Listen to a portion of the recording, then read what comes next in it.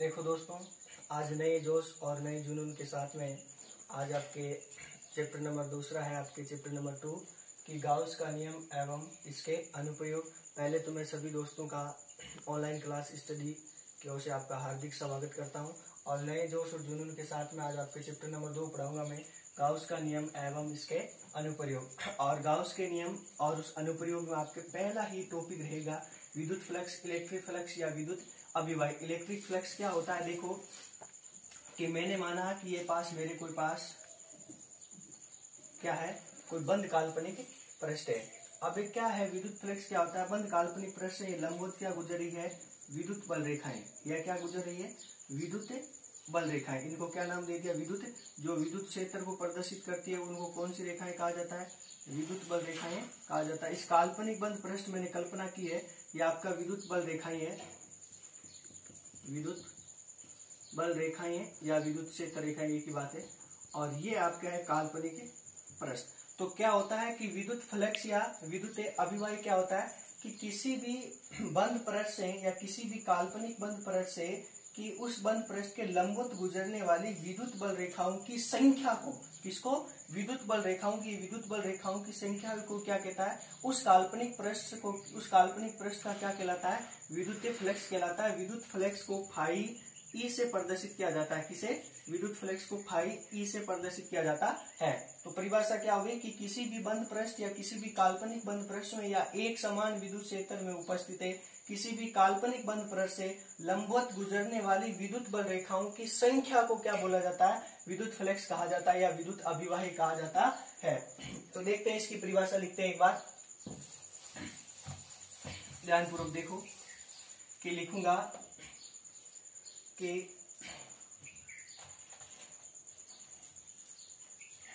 एक समान विद्युत क्षेत्र में,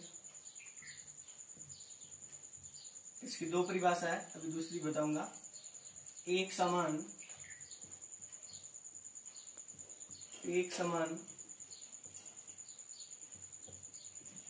विद्युत क्षेत्र में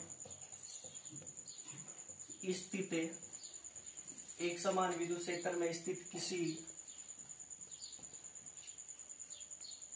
काल्पनिक बंद पृष्ठ से, किसी काल्पनिक बंद पृष्ठ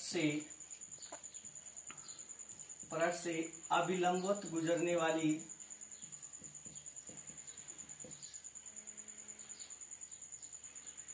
अभिलंबवत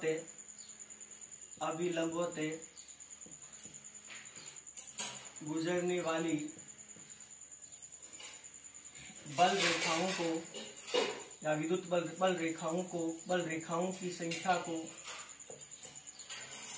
बल रेखाओं की संख्या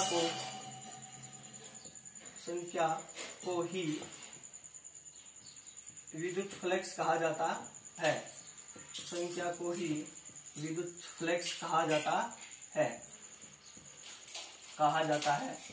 अथवा इसकी सेकंड परिभाषा, अथवा देखो सूत्र के आधार पर लिख सकता हूं कि विद्युत क्षेत्र सदिश ई वेक्टर, विद्युत क्षेत्र सदिश ई वेक्टर व क्षेत्रफल सदिश मैंने मान लिया विद्युत क्षेत्र ई वेक्टर और क्षेत्रफल सदिश है आपके पास एस वेक्टर। मान लिया कि उस काल्पनिक बंद पृष्ठ का क्षेत्रफल कितना था आपके पास? एस। की विद्युत क्षेत्र सदिश ई वेक्टर व क्षेत्रफल सदिश एस वेक्टर के अदिश गुणनफल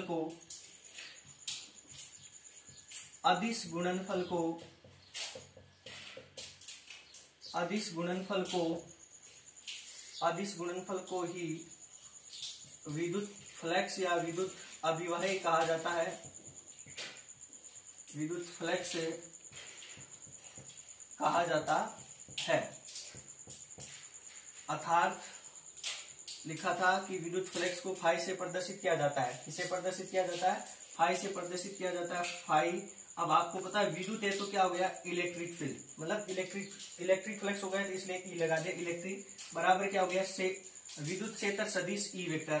विद्युत क्षेत्र की तीव्रता क्या होती है वेक्टर डॉट, ये अदिश नाम है ना, यहाँ पे देखो अदिश गुणनफल, अदिश का मतलब डॉट, आपके अदिश गुणनफल और क्षेत्रफल कितना आपके पास एस, तो लिख सकता हूं चूंकि ई वेक्टर और डॉट एस वेक्टर को मैं क्या लिख सकता हूं, ई वेक्टर का परिणाम एस वेक्टर का परिणाम cos थीटा, क्या लिख सकता हूं cos थीटा, तो फाई ई बराबर क्या हो गया, E vector dot S vector का परिणाम cos थीटा, लिख सकता हूं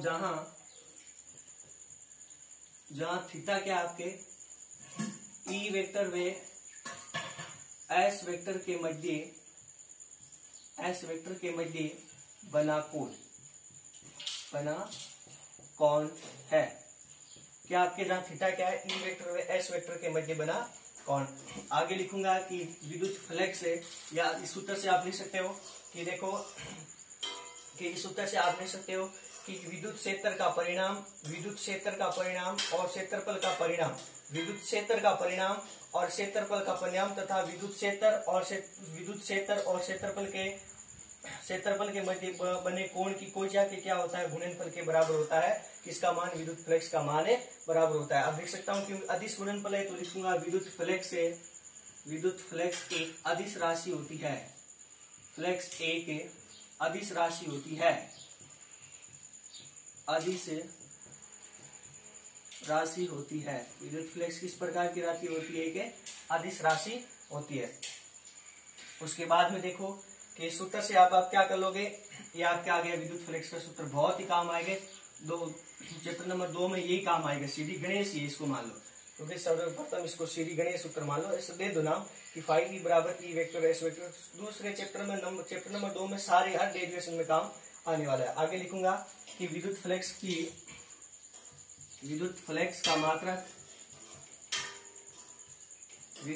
का मात्रक, अब देखो विद्युत फ्लक्स का मात्रक सूत्र से निकालोगे कि विद्युत क्षेत्र का मैंने बताया क्या होता है, एन बटा सी क्या होता है, न्यूटन बटे कुलाम होता है, एन बटे सी न्यूटन बटे कुलाम, और क्षेत्रफल का कितना होता है, क्षेत्रफल का क्या होता है आपका मीटर स्क्वायर, तो क्या हो गया एन बटे सी और metre square, N metre square बटे सी हो गया।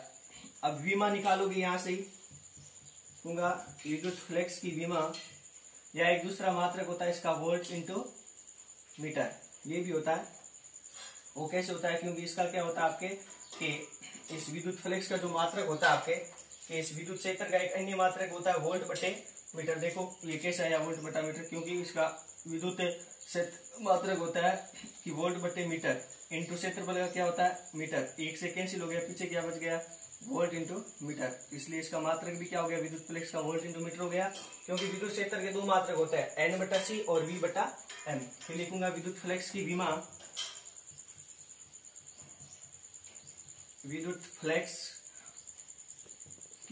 विमा, अब इसकी विमा याद करोगे, क्योंकि एन का न्यूटन बल की विमा क्या होती है आपके पास m1 L1 T माइनस के 2, m1 L1 T माइनस के 2 बल की विमा ये होती है, और आगे क्या आपके मीटर स्क्वायर, मीटर की क्या होती है एल स्क्वायर अपॉन,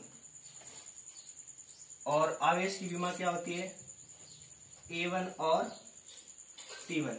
तो आगे देखो विमा कि m1 का m1, अब L1 1 और L1 2 कितने हो गए L1 3, और ये ऊपर जाएगी A-1 हो गया, ऊपर जाएगी घात माइनस में, और ये ऊपर जाएगी माइनस में, पहले से 2 माइनस के और 1 माइनस, वो कितनी होगी t की घात माइनस के 10। ये हो गई आपके विद्युत फ्लक्स की विमा, और ये होगी मात्रा का भी ध्यान रखना, विमा का भी ध्यान रखना। फिर विद्युत फ्लक्स से 3 प्रकार के हो सकते हैं, विद्युत फ्लक्स धनात्मक भी हो सकता है, विद्युत फ्लक्स ऋणात्मक भी हो सकता है, और विद्युत फ्लक्स शून्य भी हो गया। शून्य कब होगा कि जब माना कोई काल्पनिक बंद पृष्ठ है, इस काल्पनिक बंद पृष्ठ से जितनी बल रेखाएं प्रवेश करे उतनी बल रेखाएं वापस क्या हो जाएगी निर्गत हो जाएगी, जितनी प्रवेश करे उतनी निर्गत हो जाएगी, तो विद्युत फ्लक्स का विद्युत फ्लक्स का जो मान होगा वो क्या हो जाएगा शून्य हो जाएगा। धनात्मक का अर्थ क्या आता है, विद्युत फ्लक्स धनात्मक कब होगा जब विद्युत बल रेखाएं क्या करेगी प्रवेश करेगी, क्या करेगी निर्गत होगी, और ऋणात्मक अर्थ क्या होता है जब विद्युत बल रेखाएं।